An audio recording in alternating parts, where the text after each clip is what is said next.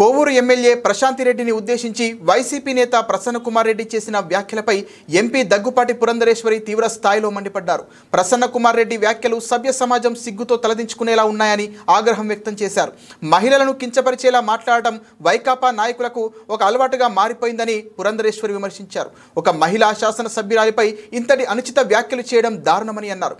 ప్రసన్న కుమార్ రెడ్డి తక్షణమే తన వ్యాఖ్యలను వెనక్కి తీసుకుని ఎమ్మెల్యే ప్రశాంతి రెడ్డికి బహిరంగంగా క్షమాపణ చెప్పాలని డిమాండ్ చేశారు. ఎత్ర నార్యంతు పూజ్యంతే రమంతే తత్ర దేవతాః అంటూ విశ్వసిస్తూ వస్తున్నటువంటి సంస్కృతి మనది. అదేవిధంగా మహిళలకి పెద్దపీట వేస్తూ వారిని గౌరవిస్తూ వస్తున్నటువంటి భారతీయ సాంప్రదాయం మనది. దానికి భిన్నంగా ప్రసన్న కుమార్ రెడ్డి గారు వారు ప్రశాంతి రెడ్డి గారి పట్ల చేసినటువంటి వ్యాఖ్యల్ని నేను గట్టిగా ఖండిస్తున్నాను. వైఎస్ఆర్సీపీ నాయకులకి మహిళల్ని కించపరచడం అనేది అలవాటుగా మారినటువంటి విషయం.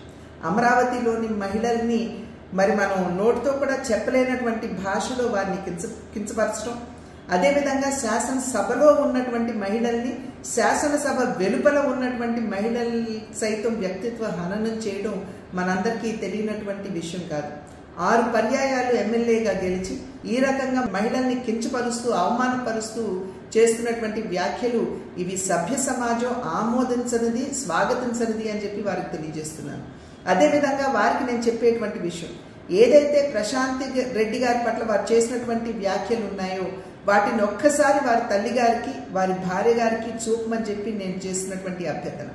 వారు కనుక దాన్ని ఆమోదించినట్లయితే, వారి ప్రసన్న కుమార్ రెడ్డి గారి భాషను కనుక ఆమోదించినట్లయితే ఇప్పుడు నేను చేసేటువంటి డిమాండ్ని వెనక్కి తీసుకుంటానని చెప్పి నేను తెలియజేస్తున్నాను.